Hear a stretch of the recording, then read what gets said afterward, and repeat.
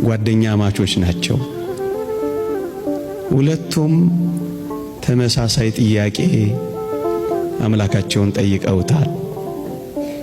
እግዚአብሔር ግን እንዲህ አደረገ።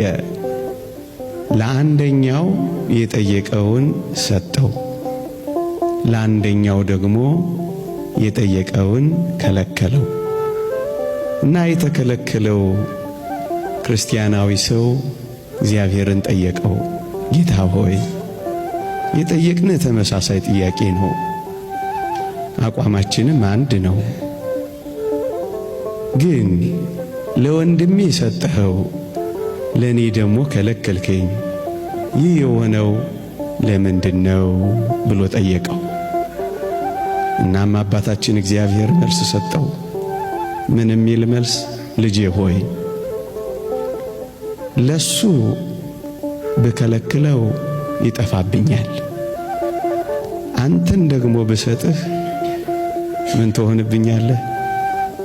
ትጠፋብኛለህ። ላንተ የከለከልኩት እንዳትጠፋብኝ ብዬ ነው።